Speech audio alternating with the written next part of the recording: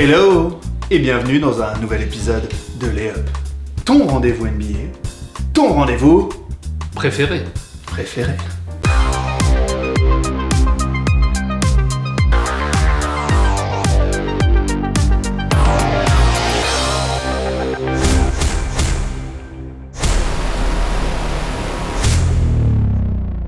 Il est désormais devenu un incontournable de l'émission. Je veux bien sûr parler de Chris. Bonjour Pierre, bonjour. Et oui, donc on revient sur le même format qu'hier. On va vous parler des 4 autres séries.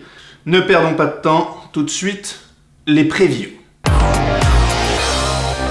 On commence tout de suite avec Milwaukee-Orlando. Je suis pas sûr que ça soit la série sur laquelle on va discuter le plus longtemps.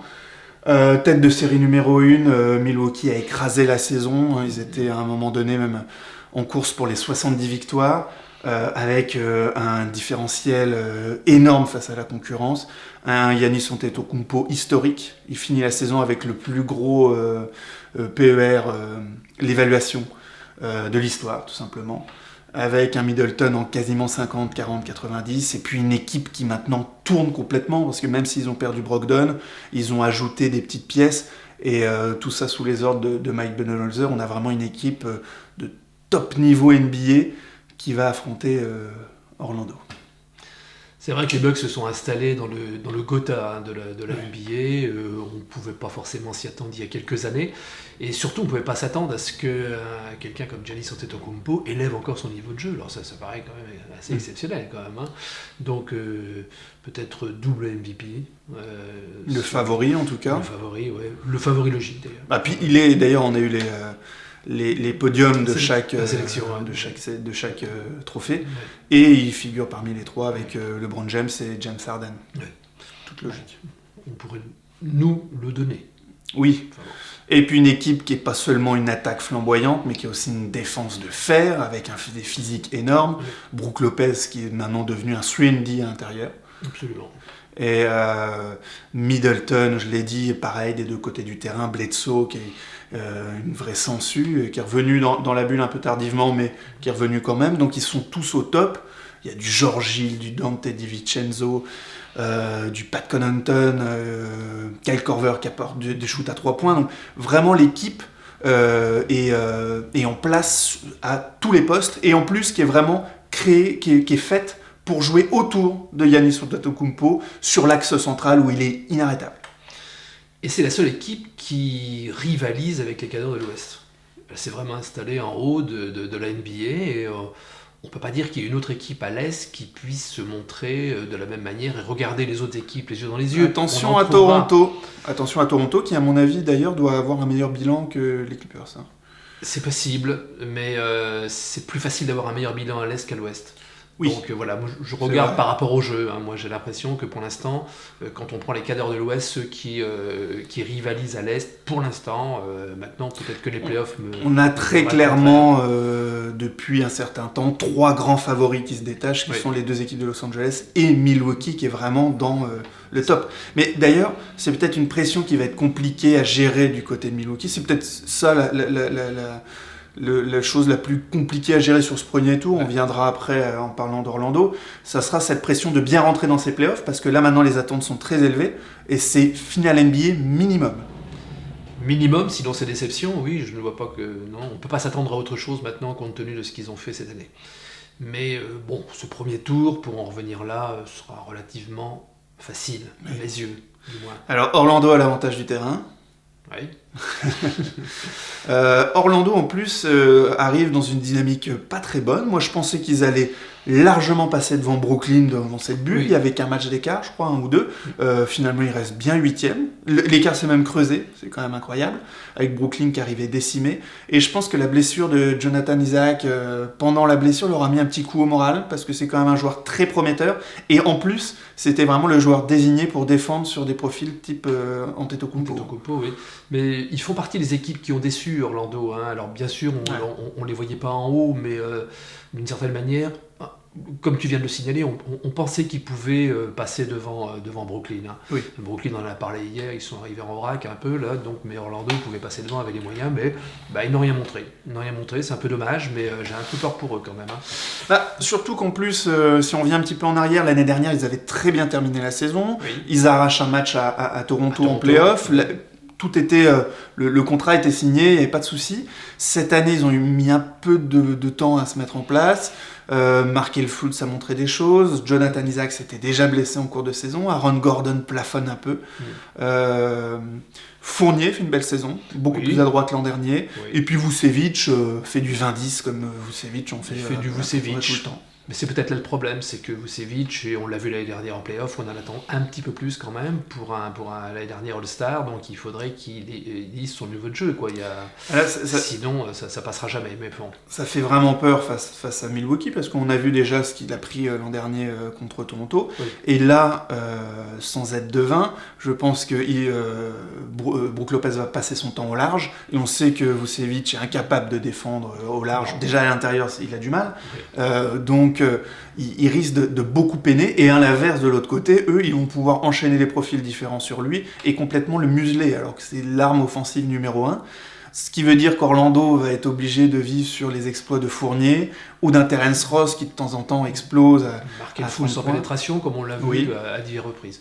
Mais ils n'ont ni les moyens de défendre sur cette équipe-là, ni les moyens pratiquement d'attaquer sur cette équipe-là. Donc il y a un tel écart. Je pense que c'est le match, les 8 matchs, des 8 séries, pardon, c'est la série la plus déséquilibrée ouais. De toute façon. Hein. Je pense aussi.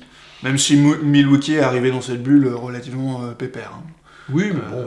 À part Antetokounmpo, qui s'est mis à. Il est jamais pépère. Non, et puis même il est même un peu. Il était en mode Zidane. Virulent, oui, en mode Zidane. Voilà. Alors, s'il y avait quand même un petit focus à faire, un point particulier, un joueur sur cette série, une confrontation. Alors je reviens sur le comportement de Vucevic pendant, mais non, je reviens même pas. J'ai envie de voir Evan Fournier briller parce que bon, on aime bien Evan et puis c'est quand même un super scoreur. Et puis en face, c'est toute la machine qu'on voudrait voir se mettre en route, et puis particulièrement Giannis Antetokounmpo. Son comportement, est-ce qu'il va entraîner tout le monde? Bon, on le pense, oui. Surtout qu'il n'y a pas grand monde pour défendre sur lui. Moi aussi, je resterai sur Fournier, qui a été très moyen d'ailleurs dans la bulle. Et qu'on attend vraiment à un haut niveau, et puis il est potentiellement free agent cet été. C'est peut-être aussi l'occasion de montrer que sur une série de playoffs, il est capable d'être le patron de cette équipe. Voilà. Comme on l'a vu parfois en saison régulière, mettre des shoots importants. Ouais, des shoots au buzzer. Alors est-il meilleur basketteur que cinéaste? On va le voir. Ouais. Pour cette deuxième série, on reste à l'Est, et là tout de suite, on rentre dans une série beaucoup plus disputée, puisque c'est le 4e contre le 5e, Miami face à Indiana.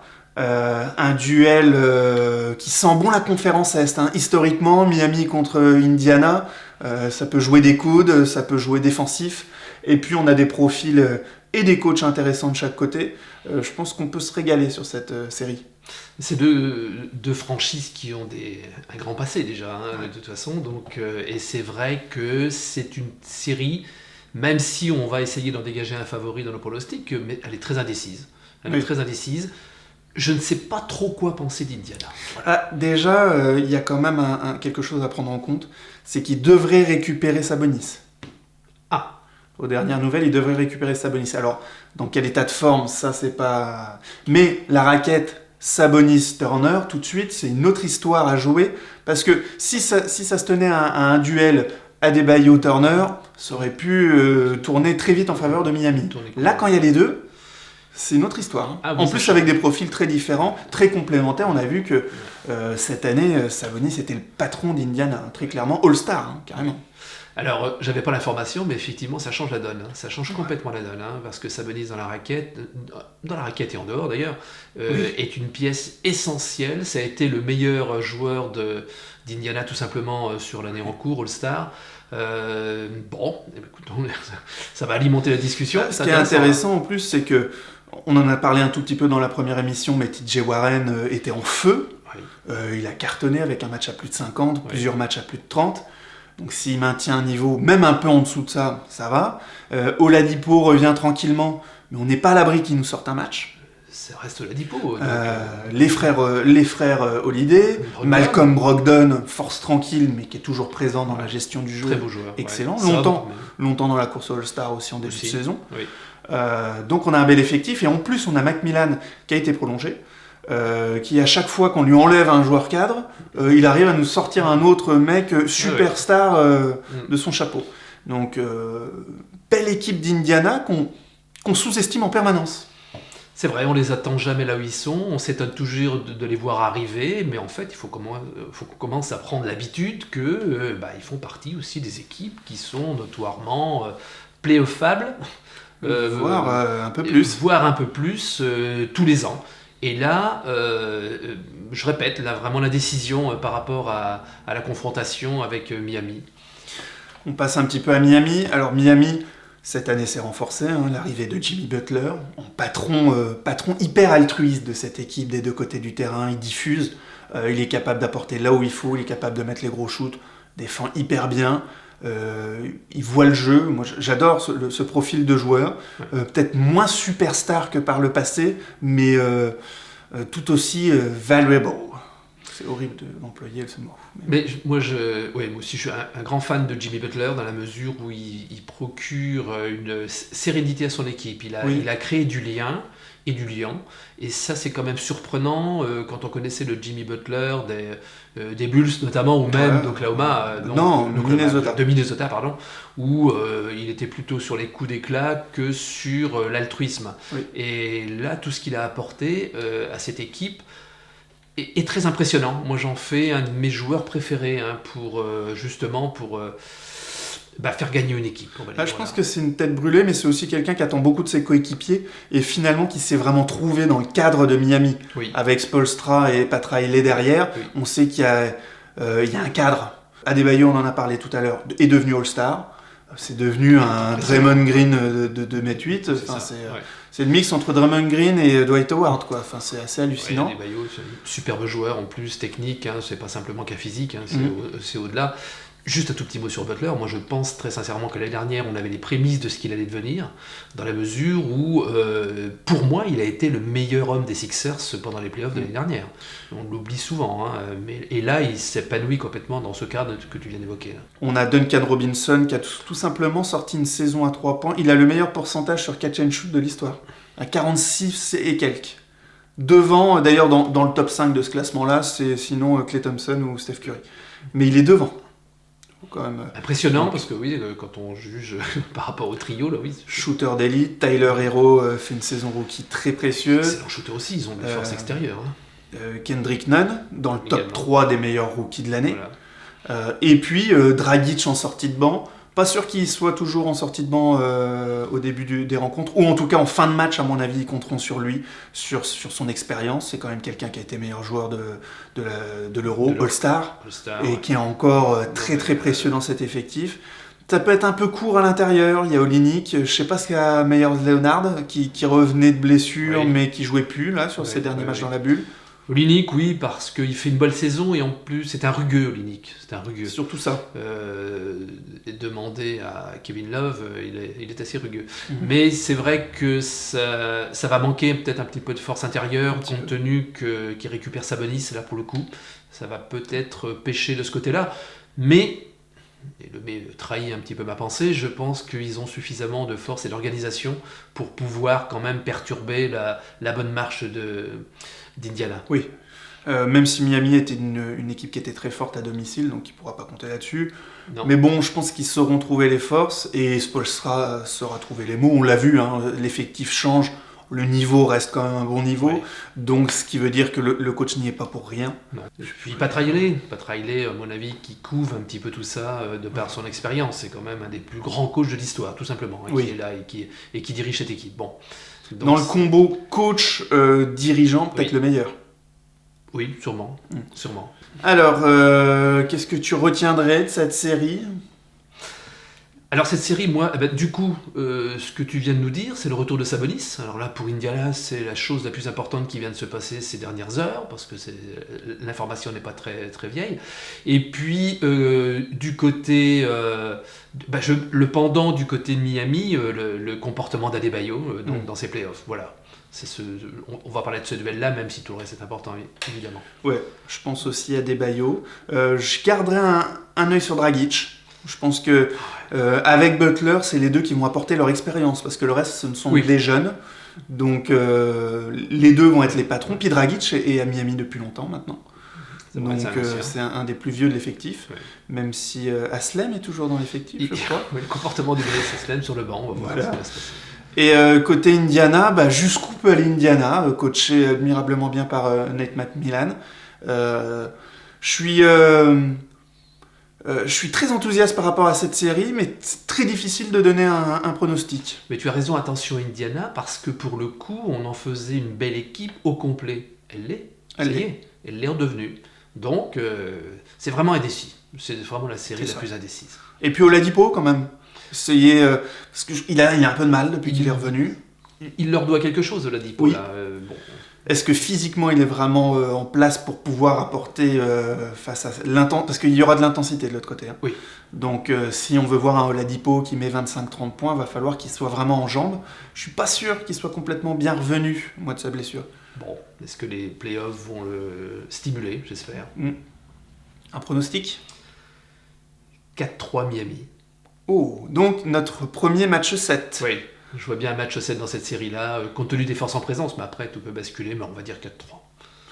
Allez, moi je vais dire 4-2 Miami. Je reste sur Miami aussi. Mais je pense que même si Sabonis revient, on ne sait pas le temps de jeu, on ne sait pas dans quelle forme, donc ça risque d'être un peu compliqué. On l'a dit, Oladipo est peut-être pas au top non plus. Je pense, et on n'en a pas encore parlé, que TJ Warren va rencontrer un certain Jimmy Butler sur son passage, et qu'on sait que les deux ne s'aiment pas. Ça peut être la confrontation intéressante. Quand t'énerves Jimmy Butler, tu gagnes jamais. Jamais. Hein, jamais. Donc tout ça, je pense que l'effectif est un petit peu plus long du côté de Miami. Oui. On a une confrontation où il n'y a pas d'hyperstar, parce que maintenant Jimmy Butler est presque, entre guillemets, rentré dans le rang. Adebayo est All-Star. Chef de rang. Non, on a des très très bons joueurs, mais on n'a pas un Paul George, on n'a pas un LeBron James, on n'a pas un Doncic, mais on a une équipe très homogène. Ouais, très homogène. Et comme je disais, qui sentent bon la conférence Est, l'histoire de ces batailles. Et ça fait vraiment envie. On parlait de séries serrées entre Miami et les Pacers. Je pense que là, pour le pendant de la conférence Ouest, entre le 4e qui est OKC, c'est OKC qui a gratté la 4e place, c'est vrai. Contre les Rockets 5e, on va rester sur une opposition très serrée. Oui. Encore dans l'indécision, et ce coup-ci à l'ouest, et c'est une indécision qu'on n'a pas vu venir, hein, par contre, parce que, alors, déjà tout le long de la saison, Ekezi nous a surpris. Je pense que Chris Paul a mis un point d'honneur à montrer quel joueur il était, il fallait s'en souvenir, et il l'a fait de la meilleure façon. Il a mené cette équipe en play-off. Non, tout le monde voyait même l'équipe se décomposer avant la fin. Donc, non seulement c'est pas décomposé, mais ça joue bien. On a vu l'émergence de certains joueurs, je pense que tu vas en parler, et ils se retrouvent devant Houston, qui eux, par contre, pouvaient prétendre être un petit peu plus haut. Oui. Houston, donc avec l'arrivée de Westbrook en début de saison, pour former un duo de All-Star aux côtés de James Harden, et qui au fur et à mesure de la saison ont viré tous leurs grands. À la fin, ils ont carrément viré Capella, qui est pourtant un pivot mobile, pour ne jouer qu'avec des ailiers, quasiment qu'avec des joueurs qui sont autour de 2 mètres.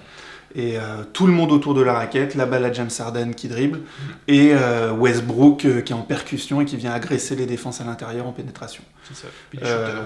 Et des shooters. Des shooters en fer à cheval. Et une équipe qui, mine de rien, peut être aussi assez emmerdante défensivement, parce que t'as que des petits qui peuvent t'agresser sur le porteur de balle et qui vont défendre très haut. Par contre, si tu passes ce premier rideau, il n'y a plus rien derrière. Il n'y a plus rien derrière, on a l'impression qu'à Houston, il y avait une toise qui était à 2 mètres, et si on passait pas dessous, c'était pas la peine, on jouait plus. C'est ça. Donc c'était un peu original, surtout en termes de basket.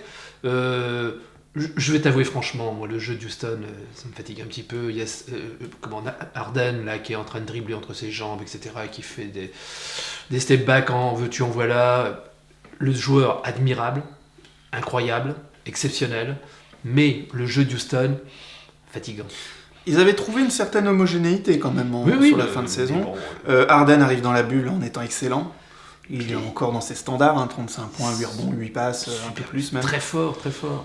Alors après, ce qui peut faire peur, c'est on sait déjà que Westbrook va rater le premier match, minimum. Ah oui, par contre. Alors là, ça peut jouer dans la balance, parce que je Oui. pense qu'on enlève cette force justement de percussion. Oui. Et là, on se retrouve vraiment avec un jeu où c'est Harden et les shooters. Oui. Même si Austin Rivers a montré des belles choses avec un match à plus de 40 points dans la bulle, ça risque de faire un peu court.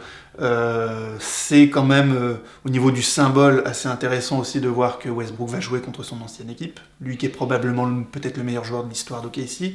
Et de l'autre côté, c'est le retour de Chris Paul, qui apparemment n'est pas resté en très très bon terme avec James Harden en plus. Ah bon, qui va jouer aussi contre son ancienne équipe, mais alors c'est un jeu qui n'est pas conventionnel. À la limite, on pourrait me reprocher d'être un peu trop classique. Pourquoi ne pas jouer comme ça? Effectivement, je suis complètement d'accord, dans la mesure où le ballon est partagé. C'est pas le cas. C'est une des équipes qui fait pas tant de passes décisives que ça, même si Westbrook et Harden sont quand même aussi des passeurs, mais globalement, on a l'impression que le reste de l'équipe les regarde un peu, donc par moment. Hein. Il n'y a pas beaucoup de mouvements sans ballon, moi je trouve. Voilà. La balle peut bouger, mais les joueurs sont vraiment en fer à cheval, et soit c'est Harden qui pénètre, ou qui fait un step back à 3 points. C'est vrai que ça peut paraître un peu stéréotypé. Après, ils vont aller jusqu'au bout de cette chose-là. Mike D'Antoni risque de sauter à la fin de la saison, à moins que ça marche. Donc, quand même, la curiosité de voir jusqu'où on peut aller avec ce type de basket qu'on n'a jamais vu. Ils sont jusqu'au boutiste, là. Alors, je vais corriger ce que je disais. Ils sont capables de battre n'importe quelle équipe. Ça, c'est sûr. N'importe quelle équipe. Sur une série de playoffs, je n'en sais rien. Dans la mesure où on n'a jamais vu non plus James Harden, dans des moments cruciaux, être l'homme de la situation. Il faut se rappeler, on n'en parle pas assez, mais l'année dernière, Chris Paul n'était pas blessé. Les Warriors perdent Kevin Durant. Et ils sont pris cher, sans quand même, problème. De toute façon, donc voilà. Donc ça veut dire qu'il faut quand même que James Harden peut-être marque des points, mais pas seulement. Faut que les autres en marquent aussi, évidemment. Faut que la balle soit partagée. Westbrook, on espère pour eux qu'il va rentrer, parce que ce serait dommage qu'il y ait la confrontation sans Westbrook. Hein. On veut que tout le monde soit au complet. Hein. C'est bien plus intéressant. Il sort d'une très belle saison. En plus, il a un rôle qui lui va bien. Hein.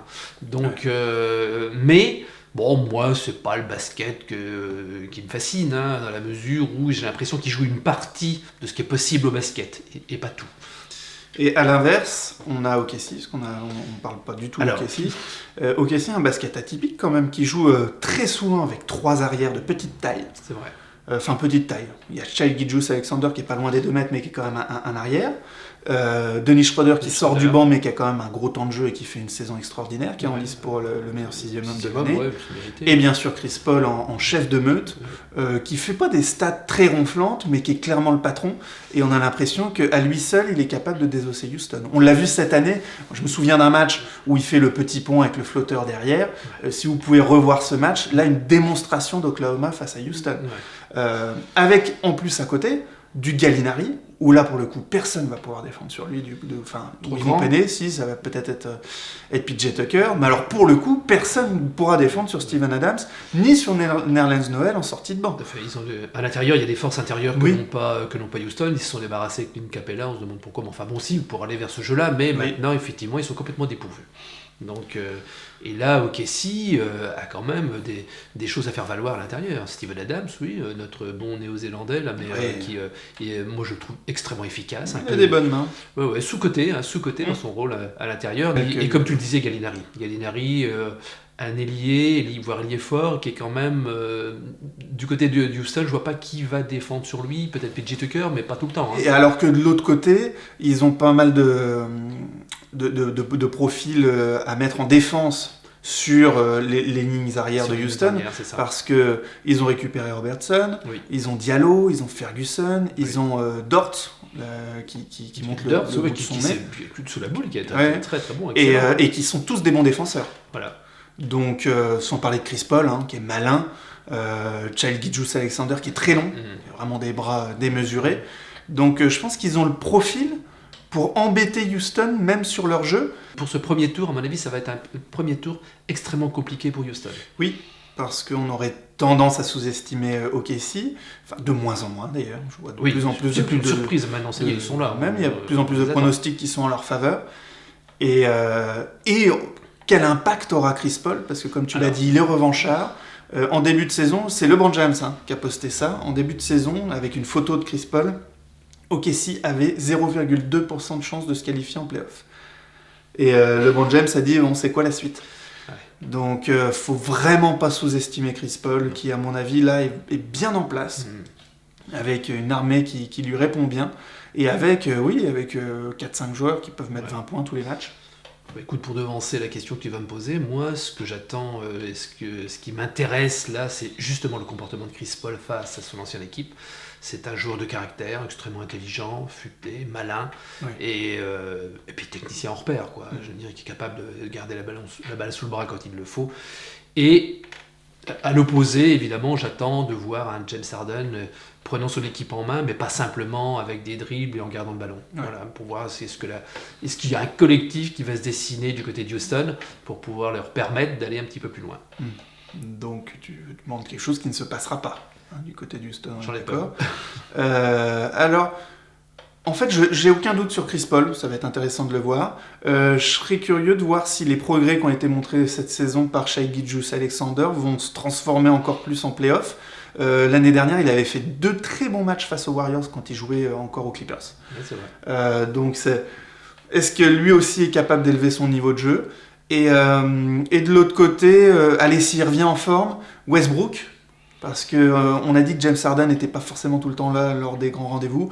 Les derniers playoffs de Westbrook, il s'enfermait c'était une caricature de lui-même. Oui, c'est une caricature de Westbrook. C'est pas tout à fait les mêmes réactions l'un et l'autre. Il y en a un qui se décompose un peu, l'autre qui a l'impression qu'il est en sur-régime, et puis bon, ça peut être du grand n'importe quoi. Qui pète un plomb, quoi. Oui, un peu.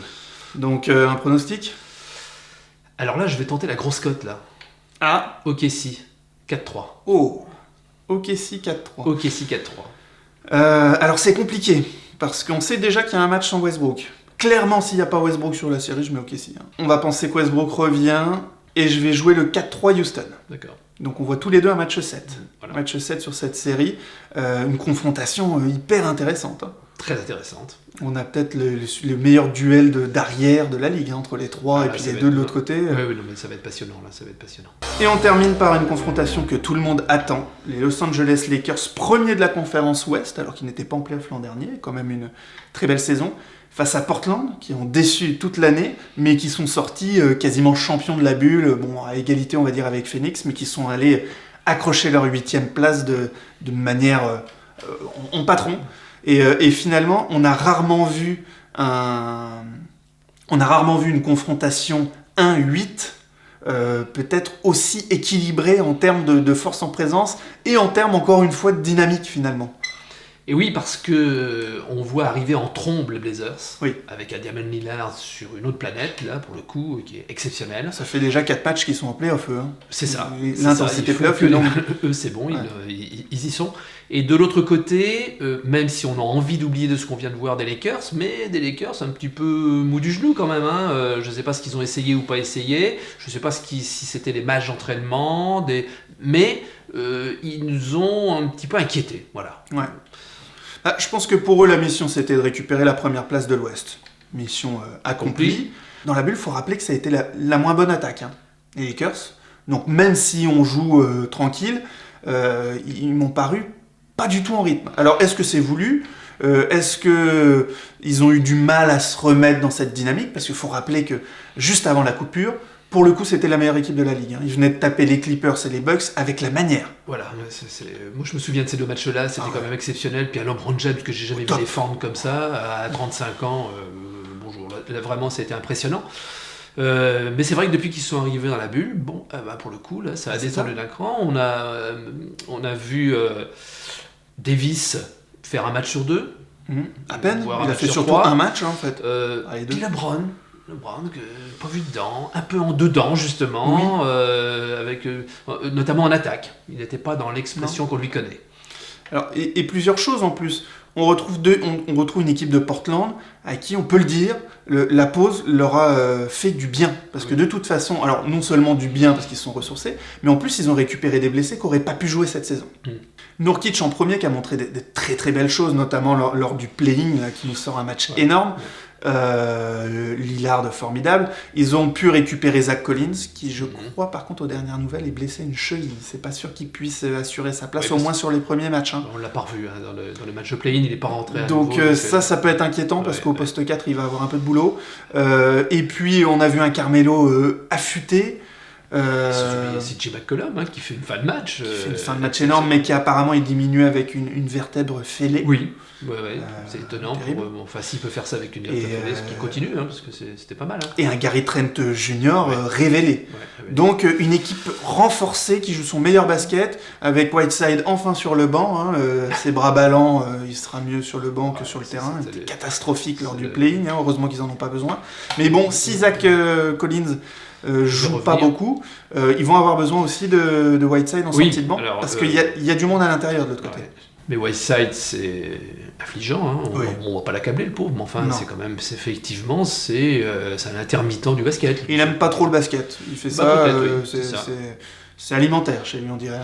Par contre il y a des absents côté Lakers, et des absents sur les lignes arrière. Oui. Et notamment Avery Bradley sur la ligne de défense arrière, là, qui va être, qui est un défenseur hors pair quand même, et qui va énormément leur manquer, parce que même s'il reste des Danny Green, des gens comme ça, ils sont pas, la taille de Danny Green ne permet pas de défendre sur des petits. Danny Green n'est pas au top dans la bulle. Et puis il n'est pas au top non plus. Il fait partie de ceux dont on va pas douter. Moi j'ai envie d'oublier la bulle avec les Lakers. J'ai envie de me dire, allez, c'est une parenthèse là qui se sont accordés. On va retrouver les Lakers qu'on a connus justement au moment des matchs et des confrontations avec Milwaukee. Et les Clippers.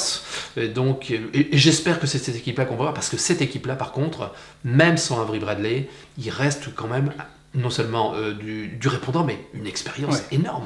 Les Lakers sont clairement pas les joueurs pour défendre sur les forces de Portland. De Portland. Alors, est-ce que on attend les coachs, parce qu'il y a quand même un banc de coachs qui est quand même relativement important aux Lakers, on attend qu'ils apportent justement des réponses sur des systèmes, parce que ça ne faut que ça soit collectif. Il faut que le collectif en défense apporte des réponses à ce que propose Portland. Mais effectivement, ça ne sera pas simple. Oui. Ce sera pas simple. Après, on peut aussi voir le verre à moitié plein, parce que de l'autre côté, qui va défendre sur LeBron? Ça va être Carmelo Anthony. Sur Anthony Davis, ça va être Nurkic ou Whiteside. Et à l'intérieur, il y a quand même encore du Dwight Howard, etc. Là, il n'y aura personne pour défendre dessus. Donc, ce qui est intéressant, c'est que les forces et les faiblesses se compensent de chaque côté quand même. Donc, ça va être une vraie opposition de style pour le coup. Ça va se compenser, effectivement. Et on est d'accord, Portland, c'est pas la meilleure équipe en défense non plus. Non. Alors qu'en face, si jamais tout se met en route, il y a quand même une force de frappe énorme. Et d'ailleurs, un absent de marque, on n'en parle pas assez à Portland, c'est Trevor Ariza, qui pour le coup aurait été en mission sur du LeBron James ou sur du Kuzma, etc. Et là, ils ont plus ce profil dans l'équipe. Donc, ils vont beaucoup peiner. Et j'ai vu passer ça sur Twitter. Quand on voit ce que Valanciunas a fait lors du playing face à Portland, on peut avoir peur de ce que peut leur faire Anthony Davis. Complètement. Et c'est vrai que l'avantage des Lakers, en plus, ils ont Anthony Davis qui peut les jouer partout, au large, à l'intérieur. Et bon, il est hors norme. Donc, est-ce que les Lakers n'auront pas intérêt à ralentir un peu le tempo ? Pas les laisser prendre feu. Complètement, on a vu ce que faisait Lillard. Lillard, il remonte la balle en première intention, il est dans le rond central et il shoot. Donc effectivement, il ne faut pas le laisser faire. Et c'est là qu'ils vont avoir des difficultés, tu l'as dit à l'instant. Comment défendre sur les lignes arrière ? Parce qu'ils ont quand même des pistoleros et des gens qui vont très vite. Et là, il faudra trouver une solution pour les arrêter. D'ailleurs, Rondo est revenu dans la bulle. Ça, c'est une bonne chose. Je ne sais pas s'il assure sa place sur le premier match. Dans quel état de forme ? Dans quel état de forme ? Et en plus, cette année, on peut le dire, il est un petit peu déçu. C'était pas le cadre. Donc on va attendre beaucoup de KCP, de Caruso. Donc vraie confrontation, vrai duel. Là, je pense qu'effectivement, les coachs vont avoir des choses à mettre en place, notamment défensivement. Parce que je pense que d'un côté comme de l'autre, ils connaissent leurs forces en attaque. Leur facteur X quand même aux Lakers, c'est Kuzma. Oui. Dont LeBron lui-même attend qu'il soit le troisième homme, mais c'est vrai que de toute façon c'est indispensable, parce que tout le monde va se focaliser sur les deux autres. Mais enfin, si lui, jamais il élève son niveau de jeu comme il a su le faire, comme il l'a déjà fait, en année rookie notamment, il a été exceptionnel. Et là, pour le coup, ça va devenir compliqué pour les Blazers. Mais j'irai pas aussi loin que ça, je trouve qu'il a fait une super bulle. C'est peut-être le meilleur joueur des Lakers, presque, le plus constant. Avec le temps de jeu qu'il avait, il était bien. On a vu aussi que les coachs essayaient de le mettre en valeur, ils lui ont donné un shoot de la gagne et il le met. Ah oui, tout à fait. Donc, non, je pense que Kuzma, je l'ai rarement vu aussi bien pendant l'année. C'est ça que je dis facteur X, mais positif, je dis positivement, mais facteur X quand même, parce qu'il faut qu'il l'assume, et il faut qu'il le fasse maintenant. C'est ça. Donc, justement, toi, donc, si tu avais un focus à faire sur un joueur, sur une confrontation? Alors, du côté, j'arrive pas à ne pas citer Damian Lillard du côté des Blazers, parce que bon, il est tellement exceptionnel qu'on a envie de le revoir peut-être de temps en temps sur un match ou deux, pas faire bye-bye, parce que c'est pas... Ce que j'allais dire, est-ce qu'il va dire au revoir aux Lakers? Non, pas ça. Mais bon, effectivement, prendre des shoots comme ça, je trouve que c'est toujours des scènes qui sont très étonnantes et des parties, très enthousiasmantes. Du côté des Lakers, moi, le retour de LeBron en play-off. Hein. Oui. Voilà, parce que la dernière, il les a pas fait, et ça faisait quand même très longtemps qu'il n'était pas revenu en play-off, donc moi c'est vraiment ce que je vais regarder, surtout par rapport à ce que j'ai vu au début dans la bulle, là, dans ces quelques matchs. Donc le retour de LeBron en play-off. Pour être honnête, si les Lakers veulent aller loin, il faut que LeBron et Anthony Davis soient irréprochables. Parce que c'est quand même... derrière, c'est une armée de soldats, mais... si même il y en a un des deux, je pense, qui est un peu moyen, alors je parle pas forcément contre Portland, ils auront du mal à aller jusqu'au bout. Ceci dit, on n'a jamais vu LeBron moyen en playoff. Non. Bon, voilà. Ou alors il y a très très longtemps. Si, on l'a vu moyen, les finales contre les Mavs, il faut rappeler qu'il était 3e scoreur de Miami. Ah, bien sûr. Eh bien, je vais regarder Kuzma. C'est pas mal ce que tu as dit. Effectivement, ça peut être cette troisième option qui va faire passer les Lakers dans une autre dimension.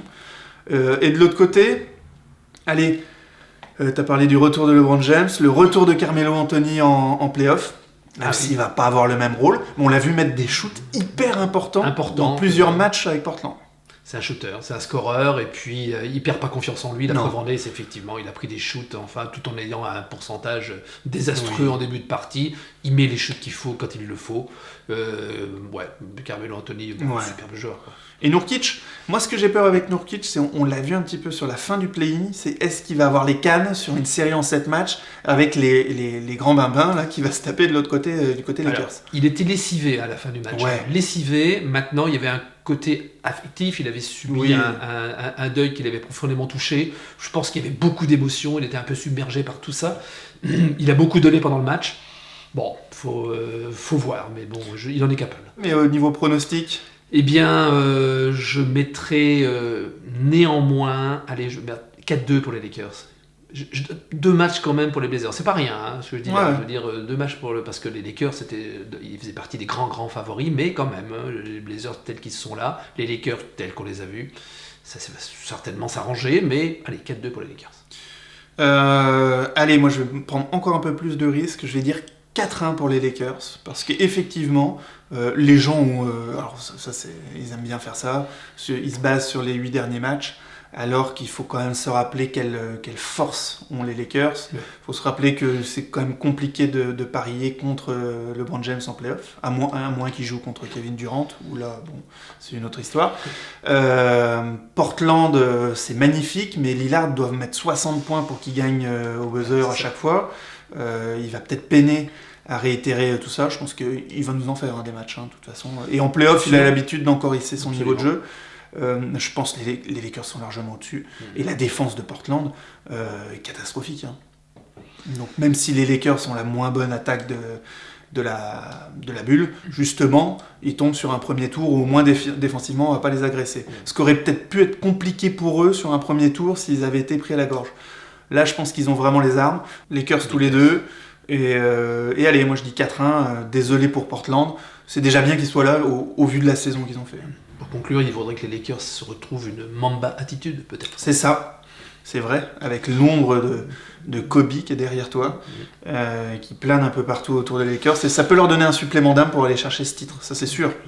Et voilà, on a terminé pour ces previews du premier tour de ces playoffs Bubble 2020.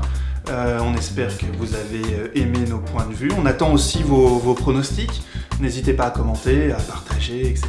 Et puis de toute façon, on va se retrouver bientôt, probablement pour une petite analyse de ces confrontations, mais dans tous les cas aussi pour de nouvelles previews du deuxième tour qui va arriver maintenant assez rapidement. C'est vrai. Moi je vous souhaite de très bons playoffs. Ouais, bon playoff à vous. Ciao.